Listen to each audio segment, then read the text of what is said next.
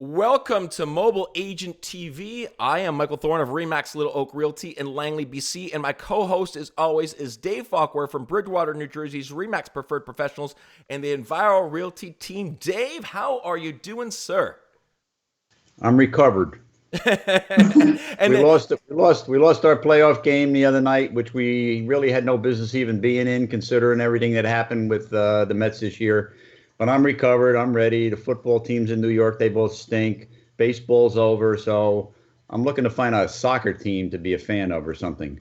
now, Dave, I've reached out to the Canadian committee here, and you're more than welcome to jump on board for the month of October onto our Blue Jays bandwagon if you want to, and we'll take you on, and just consider that invitation that's out there. If you want to jump on, Well, you're more than welcome. they're playing some exciting baseball. They're at their stadium the other night, and the game last night. It looks like they're destined. They're destined, and I'm a fan. I picked them. If you remember, I gave them as a little dark horse behind the Red Sox. So we'll see what's going to happen. But thanks for that invitation.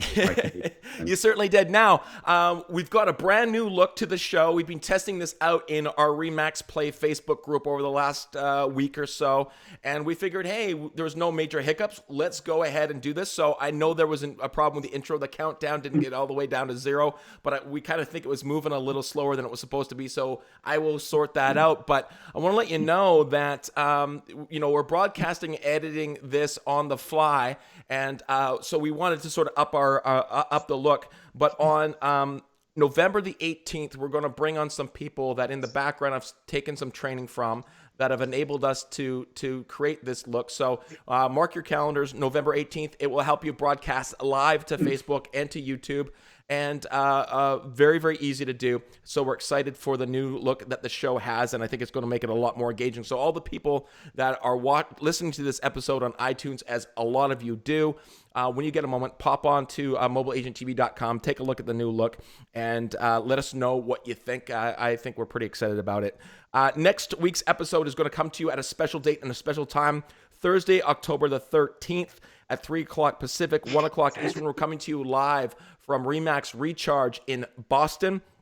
We've got 3 fantastic guests. We're going to do a similar show to the one that we did in Toronto a couple of weeks ago. We have Laura Monroe on the show, Ravi Singh, and Valerie Garcia, one of our very favorite guests of all time. Valerie's going to be back on the show. And we're going to go round table with these people, Dave, and just talk real estate, dig into it. Laura's got a great bunch of knowledge from her time at Inman News and now her role with Real Satisfied. So we're going to dig into that a lot. But for today's show, we've got a great show lined up for you. We've got 2 amazing guests. We're going to get into talking about building a brand, building a reputation. We're going to give you some keys to great negotiations.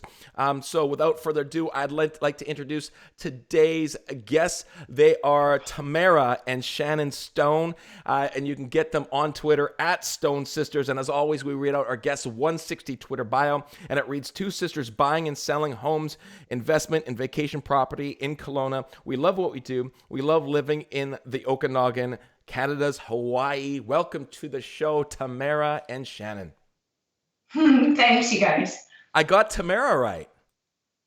You did. I'm really impressed. Thank you. What did you used to call me? How did you used to say it? Well, I've got a lot of Tamaras in my life, right? I've got a sister-in-law Tamara. I've got a cousin Tamara, and so Tamara is, it's a bit of a stretch for me.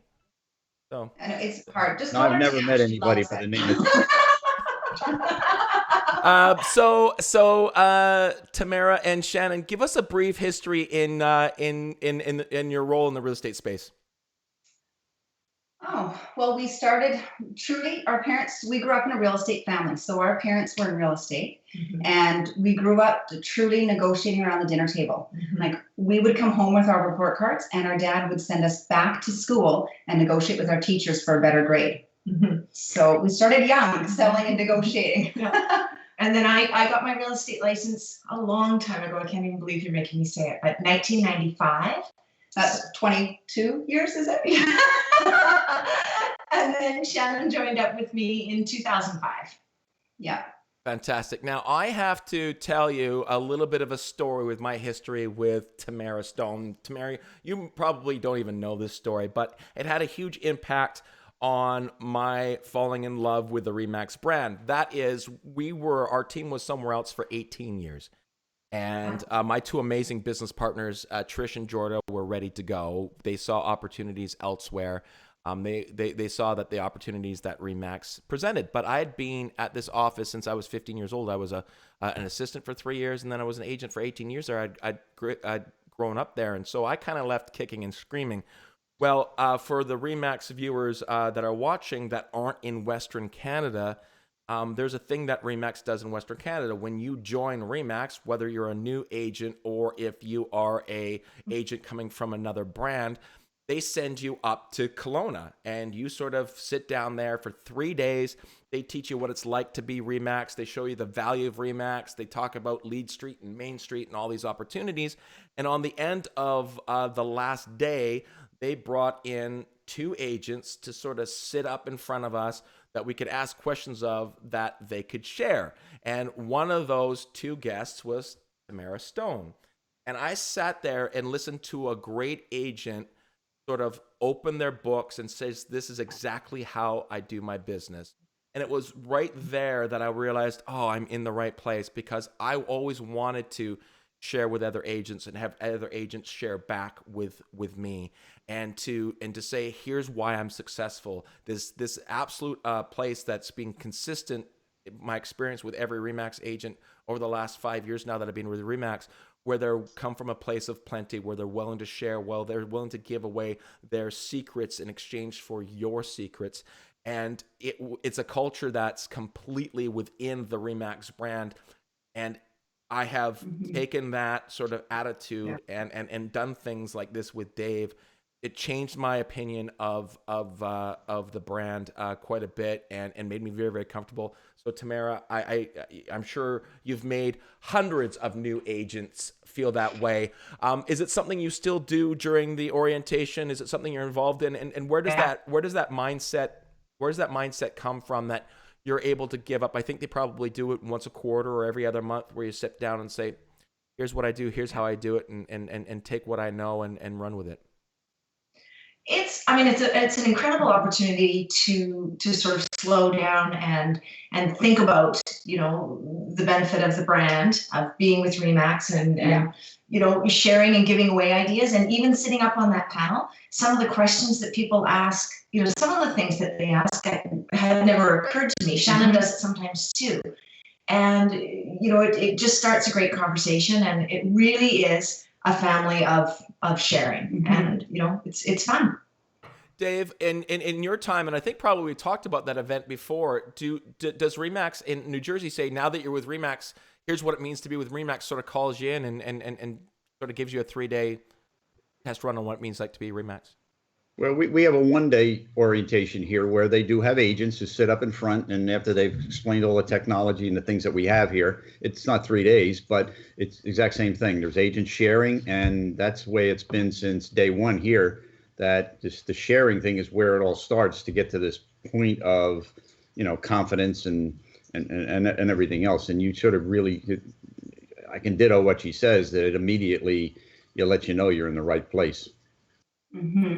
Let me then on that note, Tamara, and I know that you're a big fan of it, and it's been something that I'm a huge fan of, or Tamara and Shannon are both this way. That sort of the mindset that you guys feel by surrounding yourself by other great agents, and not taking this position of I'm a big fish in a small pond and I know everything, because I know that you guys are big fans of masterminding, about surrounding yourself with other people. And there's a lot of value, and there's a lot of ways now that people can do that. You can physically get a group together. You could get a little private Facebook group. You can share at a bigger scale, more openly, like Dave and I do. And Dave and I have said it many, many times that we win by sitting down and getting to pick your brain. Where have the big wins been from carving out a group of great agents throughout Canada that you sit down with on a regular basis and really share everything that you're doing?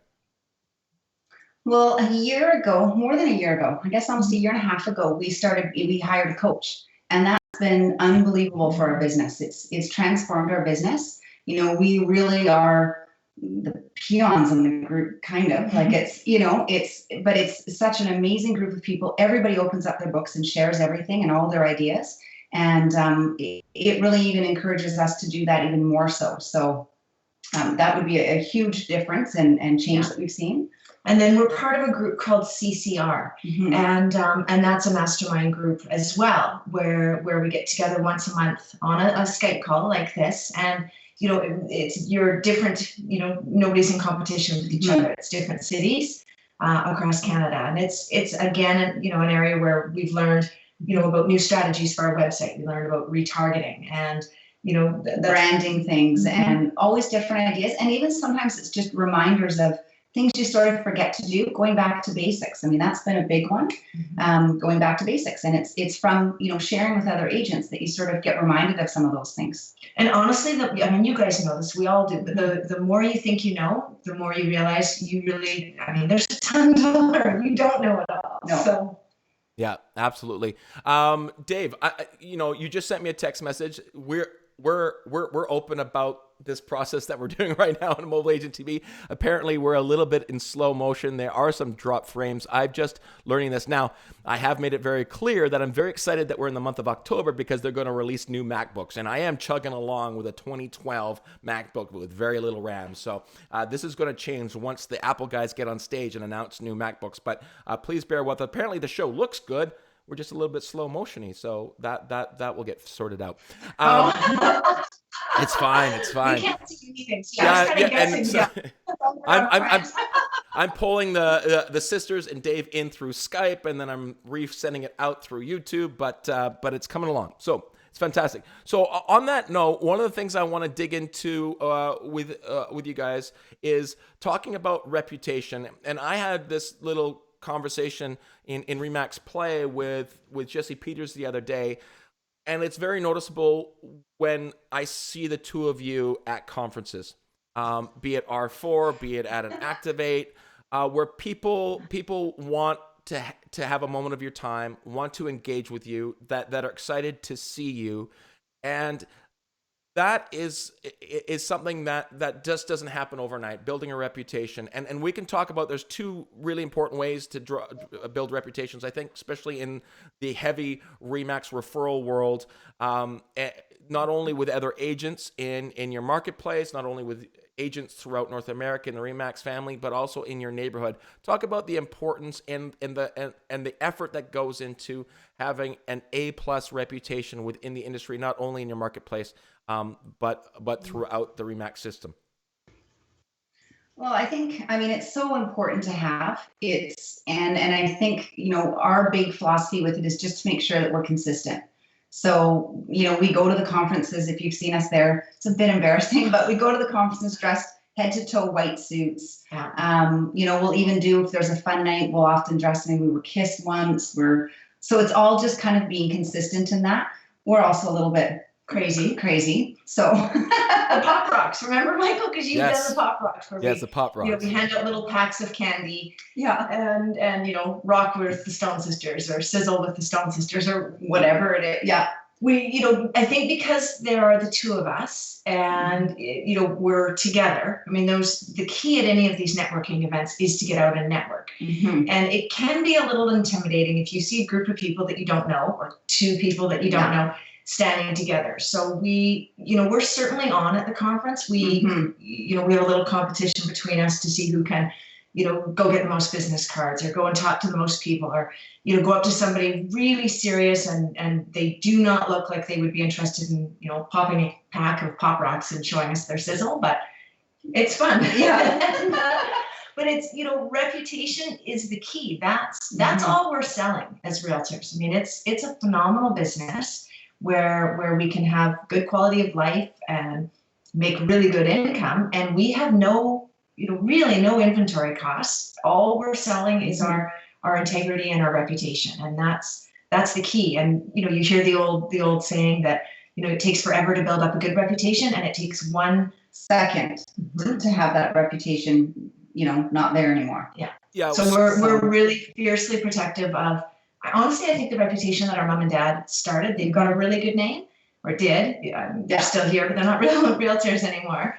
But we want to protect that. Yeah, we strive to that. And it's competitive. I mean, Kelowna is competitive. Everybody's market is competitive with realtors. So, to have that good reputation, you want to really make sure you stand out. And so we do our best with that at the conferences and then in the suits. And then locally here, just, we always try to dress really well. We, our team members, we have kind of strict guidelines for them to follow so that they're consistent with our brand as well. And, we treat our clients really well. We also treat, when one of our listings sells, and if there's an issue that has arisen and the selling agent, whether it's somebody on our team or somebody from a different company, and there's any sort of problem, we don't want that problem to go on. We'll swoop in and sort of fix it. And I think it's a great opportunity to help our reputation continue to shine. Yeah. And I think more now than ever too. Before, I mean, I was an agent from the early 90s too as well, Tamara. And, protection of your reputation is a lot different in a Google review, best agent review world, social world. When someone has a bad experience, they can sort of tell everybody. And that certainly has changed things, Dave, is how quickly you can build your reputation much faster now. And you can also destroy your reputation much faster now, Dave. Well, absolutely, especially in this crazy world that we have now in the States with all the political stuff going on. It's very hard to kind of like sometimes bite your tongue and, not move forward on something, even though you may have a valid point. You just got to kind of sometimes be neutral with that. And having a great reputation also benefits as almost like an after thing, all your clients. If especially in the world where we're co-broke everything, if we believe that we stage all our properties to some degree. We do everything we can to get them staged, painted, fixed up, and a lot of agents don't do that. So people that show our listings, other agents know our reputation that these properties, if they go into them, are going to be priced right. We hope our reputation is that, and that they're going to show well for the price, and that if you're going to negotiate with us, you're going to negotiate on a fair basis. And we believe our reputation, Vanessa and I, we've been doing it a long time, kind of extends to our clients. It benefits them all, whether you're on the buy end or the sell end. So it's extremely important. More important than our reputation, how it benefits us, it's got to benefit our clients. And I totally agree with you. I think this attitude of treating people, agents in your own marketplace very, very well. The idea about the amount of times that you go up against another agent to competing for business versus how many times will you deal with that person putting business together. I think, to have a competitive nature, even in your own marketplace, doesn't benefit your client. The amount of times we go up for listing presentations against one particular agent and the number of deals I've done with one particular agent don't even come close, to have a reputation in your own marketplace. Tamara and Shannon, Kelowna is a destination where I think that probably agents per population is a little higher than perhaps other places.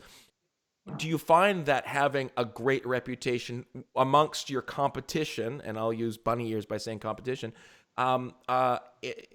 impacts your ability to benefit your consumer? Not only what Dave says, knowing that property is priced properly and shows properly, but that they know that the negotiations are going to be an enjoyable experience. Absolutely. I mean, I think, agents, for the most part, I think they really like to sell our properties. We're kind of known to go in there and we will take care of a situation if something comes up and something's wrong. We're not, we work hard, we negotiate hard. People know that we're going to do that. We're not just going to, be paper pushers we will negotiate really hard on both sides. But then we make sure if there's an issue, we jump right in and try to solve that issue. Mm-hmm. So on that note, about reputation, and there's a lot of people, veteran agents that watch the show or listen to the show, but I think a lot of people that are really thirsty for new knowledge are those new agents or those agents that are looking to go from transactional to build a business. Yeah. Advice for an agent that's new or that's looking to build a business versus being transactional to consciously go about crafting a great reputation in the marketplace. What advice would you have for a new agent to get that process started? It's a long process, but where do you start building a great reputation?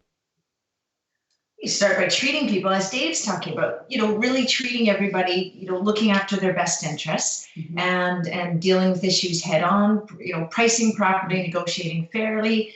And then when you've got a satisfied client, getting them to go and write you a favorable review. We've got some platforms. There's that Rank My Agent, which is good. Google reviews are, I think, really effective and powerful, and the Facebook reviews. And, I think sometimes people, they intend to, write you a reference letter or say something good, but they get busy. And so we actively, the moment somebody's happy, we've got an accepted offer or what have you, we send out a friendly email saying, hey, it would really help us, find more great clients like you. If you could take a moment, here's how you do it, and do a Google review for us. And do you send an email with a link right in it, so it's very simple for them to do? Like it's like you make it easy, and they will do it. Now, Canada's a little different than in the States, because I think you do have the big review player, which has got to be Zillow, Dave. That's where the big review is, and I think for Canada we're still a little bit more Facebook and Google. Although I think next week with Laura Monroe on the show from Real Satisfied, we're going to talk about that a little bit. But for a U.S. for a U.S. Agent, is it still Zillow is the place where people are doing the reviews, Dave? Yeah, Zillow. It's the easiest one actually to get your clients to put a review up, because the mechanism for doing it's pretty easy, and it's all verified. So I mean, it is absolutely. Yeah. Okay, Dave, there's still encoding issues. I've got it down. It says that we've only dropped 2% of the frames, so I think we're going okay. We'll keep at this, guys. And one of the ways I wanted to do a test run is I knew that I had the Stone Sisters on, who are a fun, lighthearted a couple of people. So they dress up like in Kiss uniforms. So if we lose a few fans during their episode, it won't matter. Then you would have never known who was who. You guys don't look old enough, but I remember something from back in the 60s. None of you were born then, about the Stone Sisters. I don't know what that was, but I'll have to look it up. Was it like a band or a? It was something to do with a band and smoking some grass. Something I don't know. Well, they are from Kelowna, British Columbia, so that's one of the highest producing crops in Who is it? Well, I don't know. Maybe that was wrong to say. BC has a reputation. Colorado? Yeah, BC's a little liberal. So let's talk about probably that was. I've said worse things on the show. Building a brand for you guys. You're labeled as a Stone Sisters. When I first saw you, it was sort of back-to-back photos. A lot to do with the two of you. Now we've seen your branding, a lot more of the Stone Sisters logo, and maybe less imagery of the two of you as you build a team out. Talk about what brand means to the two of you, and how you're consciously going about building a brand.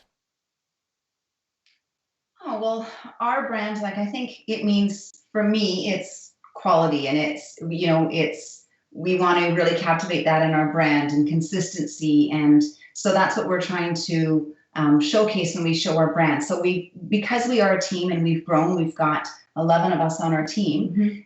We wanted to move away a little bit more from it just being Tamara and I front and center. Because what was happening is people would say, oh, great, the Stone Sisters. And they would meet Amy or Joanna or one of the members of our team and go, whoa, okay, well, you're not one of the Stone Sisters. I want the Stone Sisters. So we've tried to brand ourselves a little different in that, to showcase that. And when because somebody asked me a question at the last RE/MAX orientation that I was speaking at, they said, well, I send you a referral and they don't get you, but they get Amy on our team. Are they okay with that? And, I said to them, well, every agent that we bring on, it's consistent with our brand. So we mold them, guide them to really be sort of the Stone Sisters brand. They just go in our back pockets and get one-on-one training for months on end. So before they can take clients out, they've worked with us with our clients.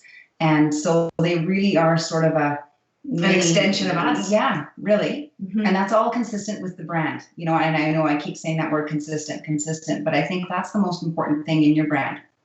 And our picture, Michael, as you alluded to, it did used to be just Shannon and I, the back-to-back, and then we switched to side-by-side.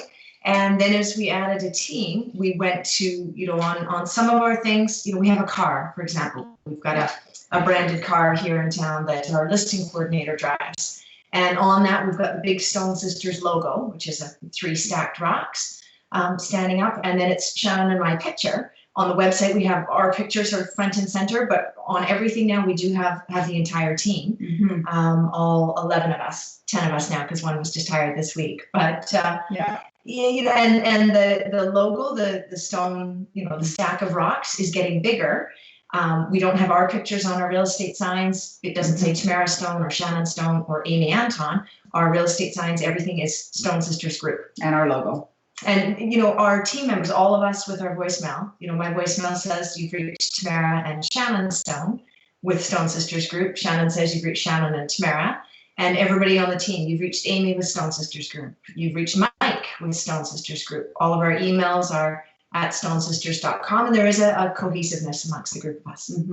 Okay, so a question that we've asked many, many times about teams, about branding. We had Chris Lindahl on the show a couple weeks ago. Same question to him.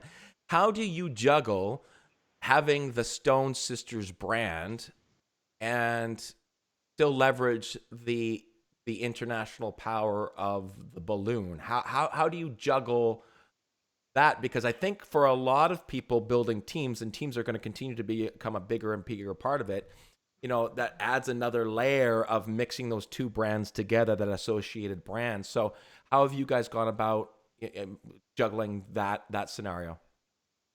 Oh, I think that for us, they're a marriage together. They're on everything that we do, all of our postcards, all of our, website, social media, everything. We have both the logos together. I mean, RE/MAX itself is such a strong brand. We would never want to, diminish that or have that smaller than where it is. It needs to be prominent on our website and on everything, because it's that name recognition. And right there, I think it shows Credibility. Yeah, absolutely. Professionalism and ethical, and so that's, what we're trying, or what we have done with our brand as well. But to have them both together, I think is even more powerful.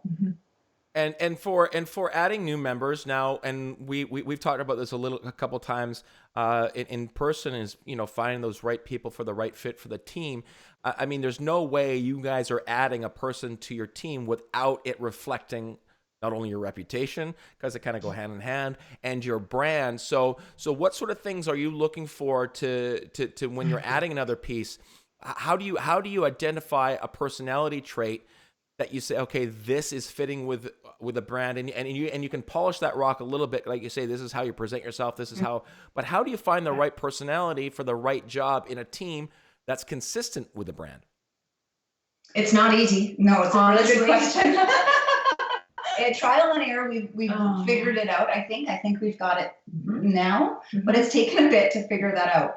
And it's, it's a matter of, we look at everything. We look at personality tests. We do the DISC profile and look for somebody who's, driven and going to work hard, but they don't need to have their name in lights. They want to be part of a team. They see the benefit of that.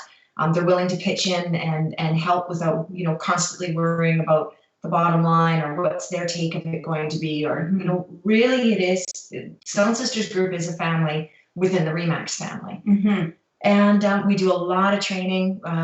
We like to meet every 2 weeks or every week. We've got a couple agents that we want to meet with weekly, just to make sure their emails sound like they could have come from one of us, the way they answer their telephone, the way they conduct themselves, the way they drive. Absolutely. We actually go and pretend we're buyers in their car, and they have to take us out and run scripts with us and do all of that. And have fake buyers too, as a little test. Have a good friend that will go out and be a buyer, just to work out all the kinks before it's showtime. Yeah, exactly. Wow, And Dave, that's the first time we've heard secret shopper when it comes to running a team. The idea that you're going to test that. Oh, we had. I like that. Ago, we had an agent.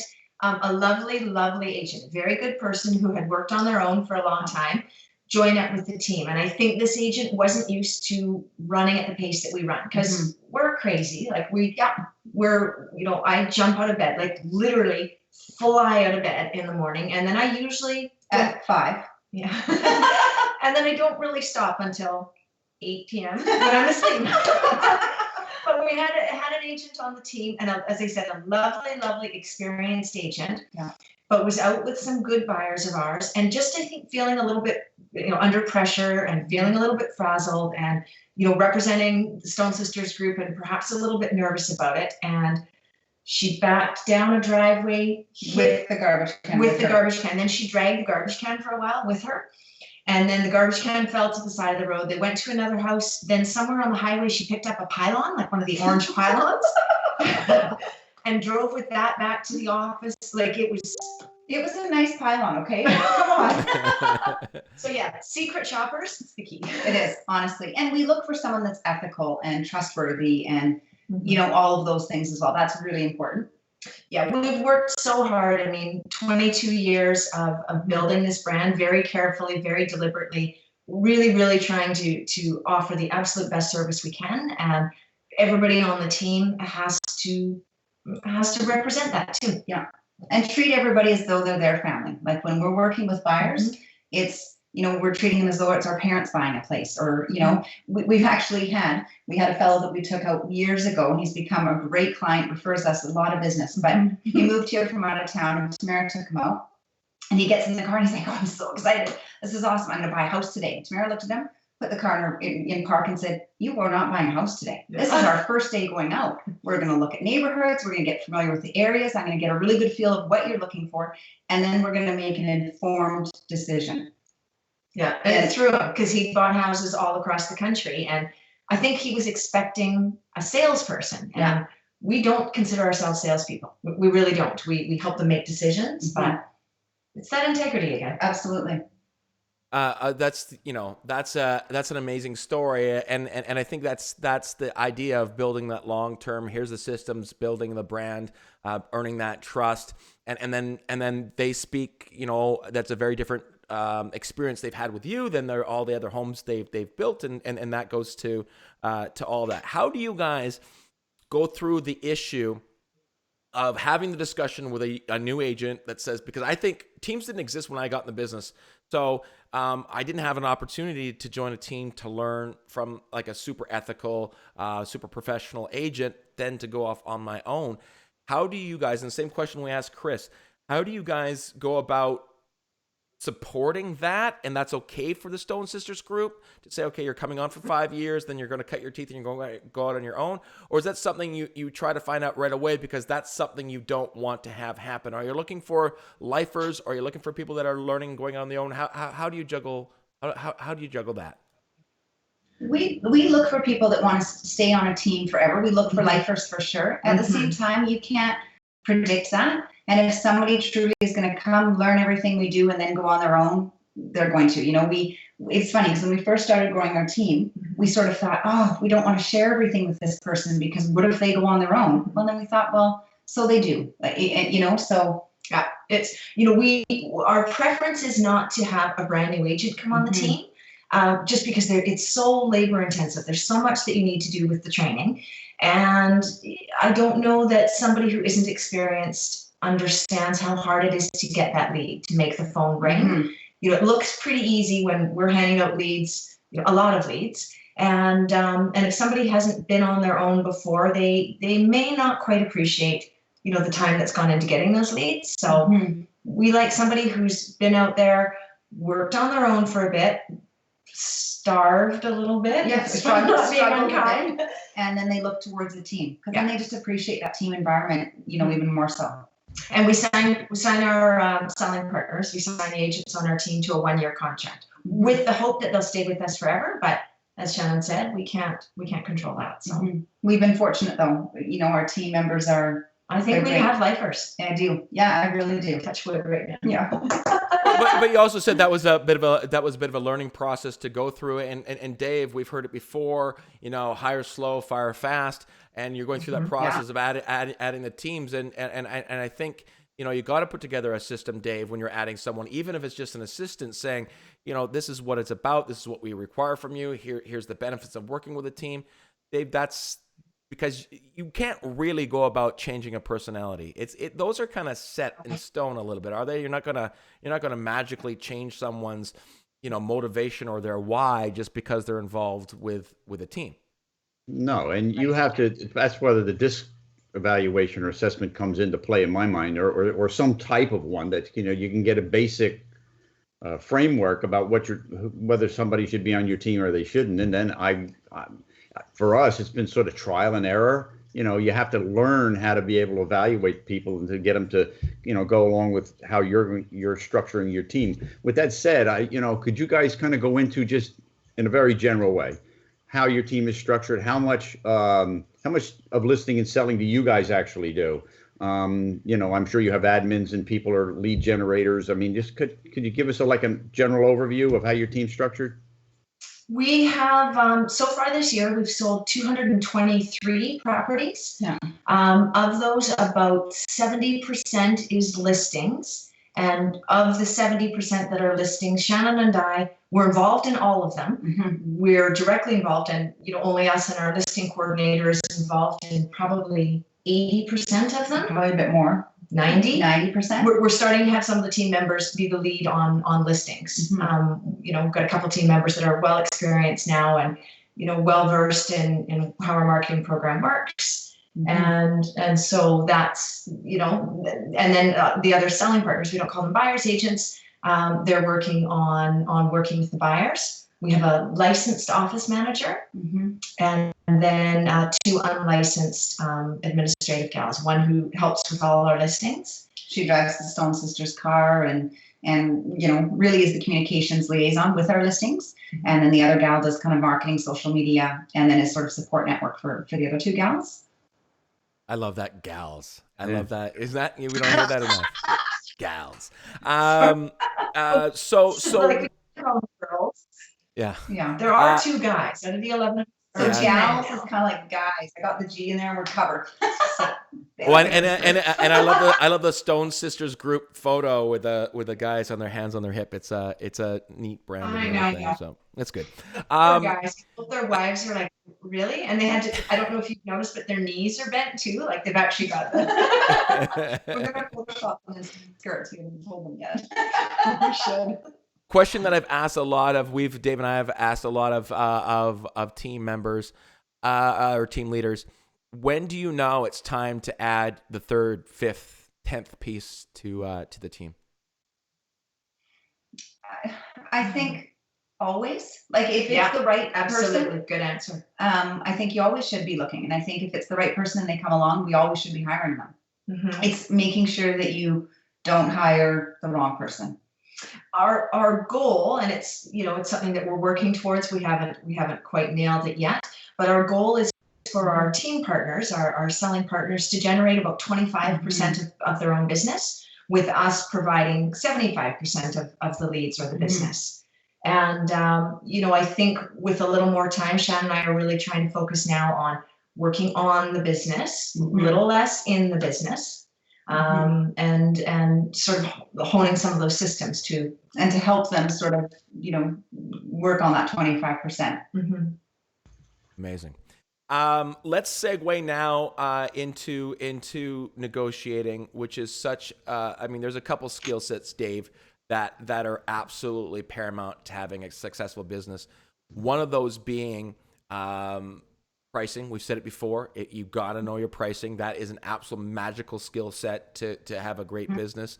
The other one is negotiating. That's a huge thing. Those listing presentations is another huge skill set. So the importance of negotiating, that's really where the rubber meets the road. You do a lot of work all to get to that point to negotiate. And in a survey, we had on forget the book that we had on Game Changers, and they're talking about the things that buyers are looking for, the 3 things. Number 1 on that was ability to negotiate, but that skill set really doesn't show its head until the very end of the process. So let's dig into the importance of negotiations, and it really comes down to an approach. And we've talked off the air, Tamara and Shannon, about this, and we see eye to eye. but it seems like it's probably not the mentality throughout the industry. It might be the mentality more and more with successful agents, but I think for the vast majority of agents that are doing, 3 or 4 transactions a year, which unfortunately is the majority of the industry, they do a 180 on the mindset of negotiation. So talk about how the two of you very consciously approach negotiations. Well, I think, I think we are negotiating truly, in a sense, softly from the minute we meet the clients. I don't know that it's necessarily done right at the end. I think we don't sit and start that, as we typically believe in negotiations are. But as we're walking through somebody's house, little things, we make little comments that allude that we are good negotiators. We'll walk through a property and I'll say, oh, great. Okay, those are great appliances. They're like, oh, yeah, and we've got a good washer dryer. We'll include that. I say, oh, actually, let's leave that as a negotiating item. We'll leave those excluded for now so that somebody's going to at least pay you for them or what have you. Really, from that, it sets the stage that we do know what we're talking about. We do have their backs and we're negotiating strong for them. I think another one, and I don't know about your marketplaces or your listeners' marketplaces, but we are frequently asked here, right in a listing appointment, if we'll cut our commission. And I think it's a great opportunity to show what great negotiators we are, because we don't bend, and we have our set policy and explain why and how and show people where the value is in us.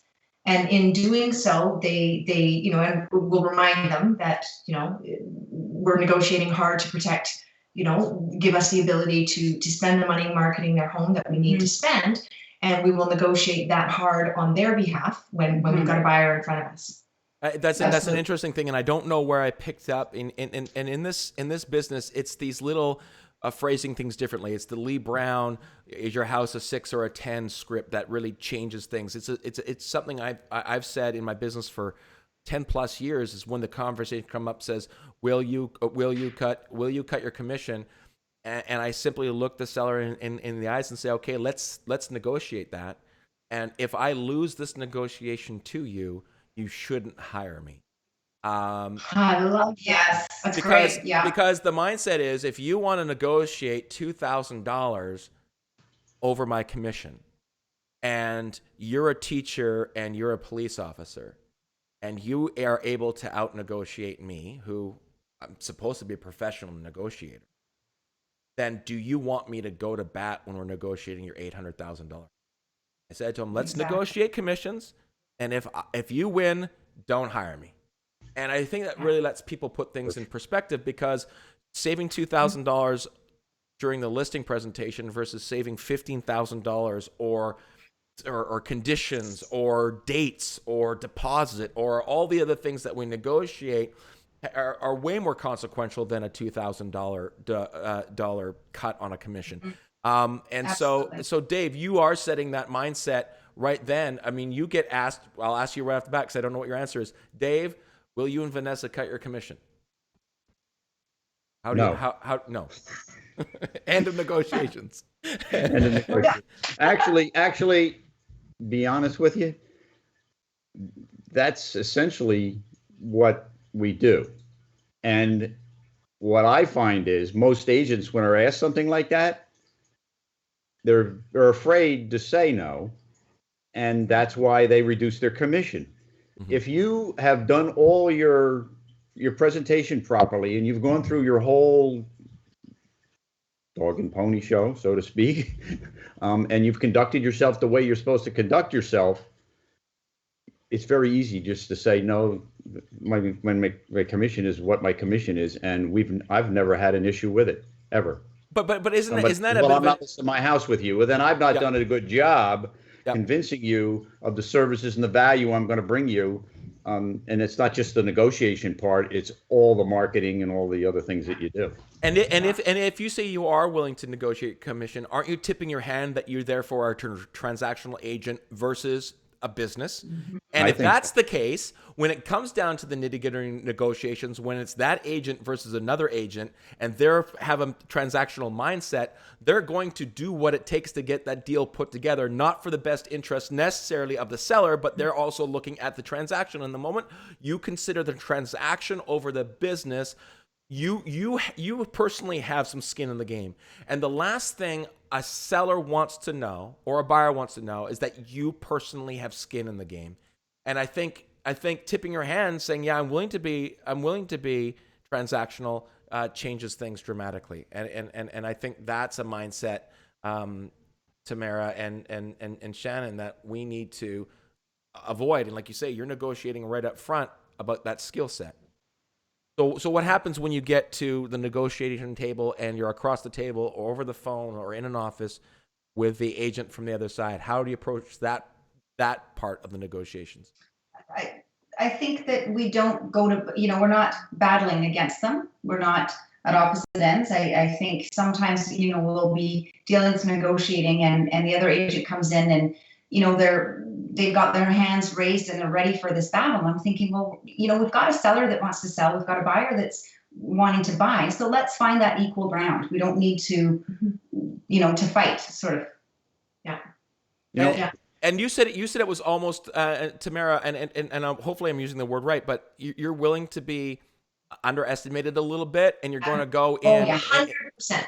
Well, I love doing that, and it's getting a little more difficult to be underestimated as our reputation grows, and we've got good market share here in town, and so we have built a reputation on being great negotiators.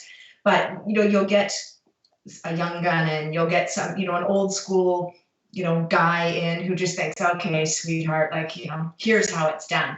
And yeah, we love them to underestimate us and just go, okay, you open your eyes really widely and just go, okay, well, I hope we can do this so we can go and buy some shoes. That'd be great. And allow them to feel like they are the big hero and that, you were just going to sort of back down and listen to all their wisdom. And then we can twist it with our sellers and really outthink, sort of outwit that agent without them ever suspecting that that's what we're doing. Mm-hmm. And really let them feel like they're the hero and it's all because of what they've done. Yeah. Because the buyer wants to win, but the buyer's realtor really wants to win. Their ego is huge in this, and we'll encourage their ego to feel like it's winning. Absolutely. Doesn't that last statement from the sisters, Dave, let you know how simple-minded a man is, like the typical man? just I'm big and powerful, and I'll take that. I mean, on the other side of that, thinking back to when I first got into the real estate business, so the reputation, how important it is. I remember going into negotiations against somebody another agent, who had a reputation of being top person in the market. And I remember being afraid to negotiate with some zealous for my client because of the reputation of the person I was going up against. So not that they were crazy negotiators, just that they were top producers in the market. And I said, well, I've only sold 4 houses. I've only sold 6 houses this year. So on that side, it's important as well. But you guys can use to your advantage stuff that Michael and I can't. Especially, I can't go, well, okay, I'll buy it. But I think one of the things I think a lot of people will forget the moment they start negotiations is that everyone involved in the negotiation is looking for the same outcome. I mean, the seller wants the same outcome as the listing agent, as the selling agent, as the buyer. They all want the outcome, and to try to push away from that middle ground. The moment you start speaking, it always seems so bizarre to me. You have a buyer that wants to buy, a seller wants to sell, and 2 agents that want to put the deal together. Shouldn't we be pulling towards that middle opposed to pushing each other away?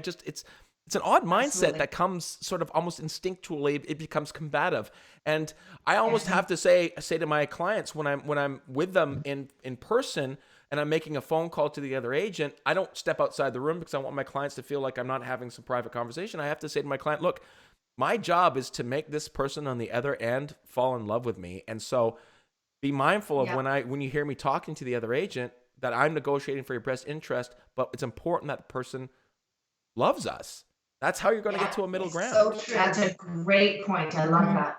I don't think you have to say it. For top producers understand it, but some agents are not working to the best interest of their clients. they're just looking out for their own well-being in a negotiation because they want to do this 1-2 deals, or they only got 6 deals this year, their mortgages due or whatever. But if you come from a mindset of, I'm working for my client, which all of this is about, as far as I'm concerned, how's it benefit your client? Absolutely, Come Dave. from that position, don't worry about the commission. You'll get paid if you do your job and you do in your best interest. But we have to work with other agents who are not looking out for their clients. But I think I guess that in a yeah. negotiation.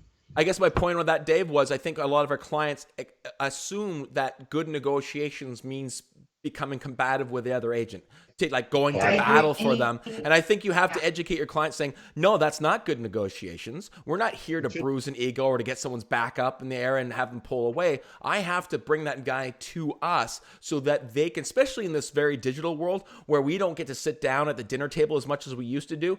I need that other person to relay what I want to be relayed to their client. And the best way to do that is for them to see my side of the story.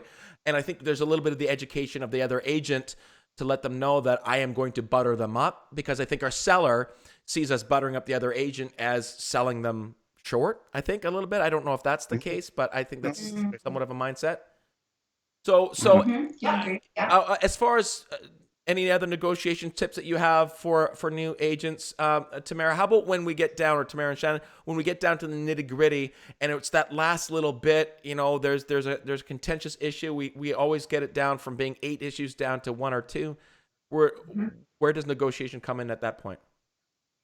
Actually, I love it when it's down to one issue, say price only, and everybody's sort of dug their heels in. And a strategy that we will use is to deliberately bring up another issue and say, okay, well, if we were just negotiating this week and it's closing in February, and the seller said, really, it's a long ways away. We're going to stick to our price because it's not closing until February. And she said, if they were willing to move a little sooner, maybe we could do something. So then, and because we'd sort of exhausted everything. So then I went back to the other agent and said, listen, I think the sellers might have a little more room if you guys could close December 1st. And the buyers talked about it, and we went back and forth a little bit and ended up getting the sellers, everybody gave a little more, sort of taking the pressure off that one issue and actually adding some inclusions. Well, if they're going to pay this price, would you leave the dining room table and chairs, or making sure that the other party feels like they're winning something? Because at the end of the day, often when it gets down to one thing, that's what it comes down to, is they want to feel like they're doing well. So if you throw in, they give them extra dates, or you throw in that dining room furniture, at least both parties are walking away satisfied, essentially. And Dave, one of the things we've talked about on the show too as well is trying to differentiate what our clients' goals are versus then they get negotiations and sometimes they lose sight of their goals. And one of the things we do with our buyers and our sellers is we write down notes when we first meet with them and saying, okay, what are you trying to achieve? And I think sometimes putting that back in perspective of, remember, we were trying to get you to this town at a certain time. And sometimes in the heat of the negotiations, as we all know, buyers and sellers that don't do it every day, they can get their emotions. And I think one of our jobs is to pull that back, to clarify what they're trying to achieve and to meet those expectations. And I think sometimes people go, oh, you're right, this is what I'm trying to achieve. And because we see it quite often, they dig their heels in over $1,000, and then 3 weeks later they come to you and go, we made a huge mistake, we should have listened. And that's tough to people keep their eye on the goal. And I think that's important for the other agent and for the buyer and seller to keep their eye on what they're actually trying to achieve. Because when it gets down to it, excellent point. That's good. $1,000 or a couple days extra rental to put your stuff in storage. I mean, our job is to sort of in the big picture. Dave, it's important that there's a lot of moving parts to keep their eye on big picture, because it's easy to get down into those small little details. And it all starts when you first meet them and you go in for the first step of the listing presentation. They don't really care about your marketing and all that stuff and how great you are. They want you to sell their house. And so you need to be asking those questions to determine the things you just talked about right up front, day one. What do you want to do? When do you need to move? Why do you need to move? Tell me about your situation, and go from there. And then now you have it at the back end when you're ready to negotiate. Yeah, and come armed with not armed. because you're looking out for the best interest of the seller. It's funny how, I'm very sensitive about the idea of me being a salesman because I don't think so. And so when I remind my client what they're trying to achieve, I don't think I want it to come across as this is a great negotiation tactic so I can close a deal so I can get paid. I think we're doing it because it's the right thing to do for my client, is to keep their perspective on what they're trying to achieve. And because our sellers don't sell every day, because our buyers don't buy every day, they do cut. This is an extremely emotional process, even if you're doing it for the best reasons. I just got married and we're buying our first house together. It still is very, very emotional. And I think we need to constantly find that way to keep their eye on what's trying to be achieved, the big picture of things. And that's our role. Our role is to handle the emotion. And I think more often than not, what we are is we're a manager of personalities, because then, you've got a mortgage broker that's going to come into the scene. You're going to have a house inspector, and everyone has their own personalities, and you just have to sort of juggle them somehow. And it's difficult sometimes to keep everyone on the same page. Michael, I heard somebody yesterday say, what happens when you go to the hardware store, or rather, you go to the appliance store, you buy a washer and dryer to your life. Nothing happens. What happens when you go to buy a car? Nothing happens. But what happens when you buy or sell a house? Everything happens, and everything changes in your life, totally. So the magnitude of what we do is so important. And, everybody needs to keep their eye on the ball from day one to the very end for your client. And I think it was one of the things too, as I was talking with that new agent yesterday, one of the things you have to do is during in the listing markets that we've had recently, in the Fraser Valley, things stay on the market for a minute and a half and they move. But the market starts to change a little bit, and we're going to see days on market get extended. And what someone says to you is their priorities during the listing presentation might change a month from now. And I think you need to go revisit your client, and they go, okay, and they start getting a little emotional, and they start saying, hey, why haven't things sold? And I said, well, you told me that price was more important than the speed of the transaction. So have your priorities changed? Has what you're trying to achieve changed? Because if they have, then we can change gears and change our strategies. But I think it comes down to that communication, which is the basis of great negotiations, knowing where everyone sits. That has to, so Shannon and Tamara, how do you make sure that and all it is understanding, clarifying, understanding, being clear of what someone's trying to achieve, and then deliver upon that. And that's how you get a great reputation. That's exactly it. Yeah. And just asking questions, just like you said. And do you guys consciously revisit your sellers in a certain amount of time to see if those things change? Yes. We like to call our sellers every Friday. Happy Friday calls, we say, and just touch base and, give them a quick update and let them know that, we're working on their behalf and still trying hard to get it sold. And then we do like to sit down, certainly at a month, even 3 weeks. Here in Kelowna, the average house is taking, right now it's 46 days at the average price point. If it's a higher price point, I mean, it's not uncommon for some of the expensive homes we have listed to take 6 months to a year to 2 years to sell. Yeah, depending on if they're a unique property. So, every month in those cases to sit down and just make sure that we're all on the same page. We just had it with one on the weekend where, they had said when they first listed that they were going to hold out on the price. They were already listed 100,000 below where they paid for it, 150 below where they paid for it.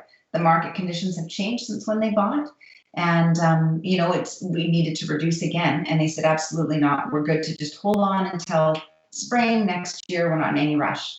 And then they phoned me, a bit later. And I think it was just from us having that conversation and asking those questions that made them really sit down and reevaluate it. And they phoned back and said, you know what, actually, you're right. We do want to move and we want to move before the spring. So let's get that price down. Yeah.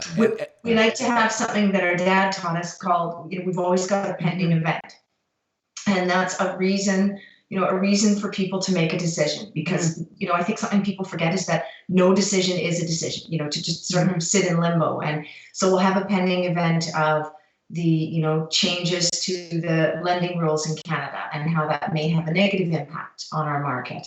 and perhaps, things won't be higher in the spring. Maybe they'll actually be slower, or limited competition that's on the market right now. So, whatever those reasons of why to buy and why to sell. So we always have, and we give those reasons to our team as well, so they can use them in a daily basis. As when you're talking to a buyer, here's a reason of, the market conditions we see for a buyer right now, and then reasons for a seller to lower their price or to sell and take advantage of the market. I mean, that's absolutely great advice. So, Dave, a takeaway from we're already at an hour. It's amazing how fast this goes with smart people who are digging stuff. But Dave, Well, as far as the takeaway goes, as usual, there's a ton of them, but the thing that I kind of got out of it more than anything was that when you're creating your brand, to be consistent across the board and everything you do. I find it very interesting that their emails, the voicemails, everything, how people talk on their team is all very consistent with the brand. That's a really kind of a brilliant idea to overcome that. Where are the Stone Sisters? I thought I was going to talk to the Stone Sisters. Yeah. So that and working on the business versus in the business. Yeah, it's all great takeaways. I'm excited. I'm going to see you guys here in a couple of weeks up in Whistler. You guys will be there for Activate. So all the mainly Western Canadian RE/MAX agents are going to be up in the beautiful village. I guess it's bigger than a village now of Whistler, British Columbia. One of the most beautiful places on the face of the earth. I'm so excited for that. And all those people that are out in Boston, I'm going to come out and see you guys. I guess I fly out Tuesday for Recharge in Boston, and I will be walking the streets with my Toronto Blue Jays hat on, and I'll just deal with the consequences of people that live in Boston. Whatever happens, happens. I'm expecting, I think a lot of people there are nice, but Boston has that reputation of being a little pro Red Sox, so we'll see what happens there. And that's going to be fun to do. So we have the show on Thursday, October 13th, right after the event, 3 o'clock Pacific, 6 o'clock Eastern. We're going to have a great roundtable with Laura Monroe. We're going to talk about reputation management. We're going to dig into a little bit more of what we talked about today. Ravi Singh, who I had an opportunity to hear speak in Toronto, a fabulous guy with a great team and a lot of great takeaways. And then Valerie Garcia, Dave, one of our favorite guests of all time, dear friend of the show, Valerie Garcia, will be on as a guest too as well. And I do want to say that, we jumped into this new look, Dave. You've been getting a few little, let me go to a 2-frame shot. I'm trying to be an editor. Right now, it says right on the bottom, encoding overload. I got to get a new Mac, but we wanted to up the game, and this is sort of the risks we take. It was easier to get on, and there you go. It is what it is, right? What it is, and we'll, the next show will be a little better, I assume. And I don't necessarily know that it's your computer, but it has to be encoded at YouTube, so it could be on their end. Who knows? Yeah, we'll figure it out. But it's definitely a cool new look. I'm super excited about it. We're going to have on November 18th 2 really smart people that know a lot about live streaming, and I know that the Stone Sisters have been doing a lot more live streaming because I see it in my Facebook feed all the time. It really ranks really high, guys. You guys are doing a lot of live video, which is awesome, and I love the fact that you guys are doing video. And so we're going to find a way to eventually get this out to Facebook Live and to YouTube at the same time. And so this is a great test. You have to go through these processes, and we'll figure out how it goes. And ultimately, it'll be up on iTunes. That being said, at the end of the show, Tamara and Shannon, how do people get a hold of you in Kelowna? How do they get a hold of the Stone Sisters group? How do they send you referrals? How do they get you in all ways? Yes, please. Thank you. Our website is stonesisters.com. And you can reach us also by phone at 250-862-7675. Homing pigeon works. Paper airplane messages, we accept those. We accept wine too, so we'd love to help. And if anyone ever has any questions, we're big believers in just sharing and giving information. Open our books, and absolutely. And if anyone's ever in Kelowna, pop by for a coffee. We'd love to meet. And that's amazing, Dave. It goes back all round circle to my first interaction with Tamara.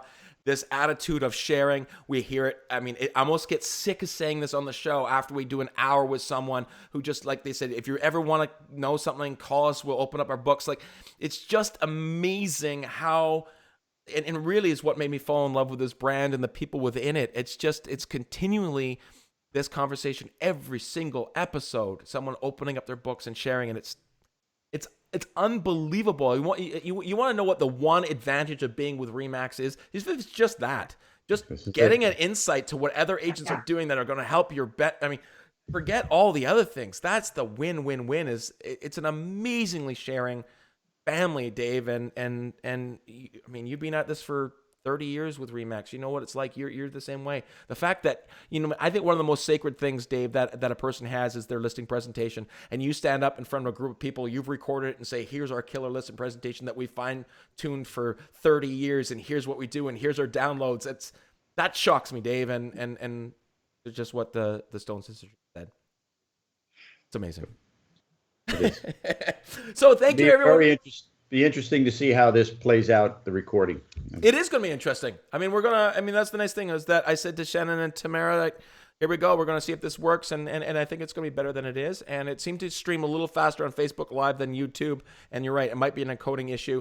The October 24th, apparently 24th, 27th Mac event is coming. I'll race down and give them my dollars the moment they release the new MacBook. So we'll go from there. So to Tamara, which I think I got her name right, I think throughout the entire show, and I'm super, super proud of that. Yes, thanks. It's really a personal victory for me, guys. It's really big for me. And to Shannon, thank you so much for coming on, for sharing your knowledge, for inspiring so many Remax agents, for being exactly who you are. Your reputation is paramount in this industry, and for a lot of the Americans watching the show, the reputation that these two have in Remax Canada is second to none. And I think that comes because you've worked hard at it and because of the people that you actually are and you're following your why. And so I appreciate that. Hundreds and hundreds of other Remax agents that you've influenced and helped build their business appreciate that. So thank you so much for coming on, giving us an hour of your time. Thank you, Dave, as always, for being my dear co-host. I apologize to what happened to you on Wednesday evening. Once again, there's one seat for you. Well, actually, two seats. I'll let Vanessa on the Toronto Blue Jays bandwagon if you want to jump on for the month of October, and we'll take you on and we'll figure it out. Don't worry. Spring training is what? 5 months away? I don't know. 132 days away. Catcher's report. Awesome. And so that's it. And now we get to go to our fancy end card. Thank you guys for watching Mobile Agent TV. I appreciate it. Tell 5 other agents about Mobile Agent TV, as Melanie Gallia always wants us to say. Thank you so much. We'll see you next week live from Boston. Thanks for watching.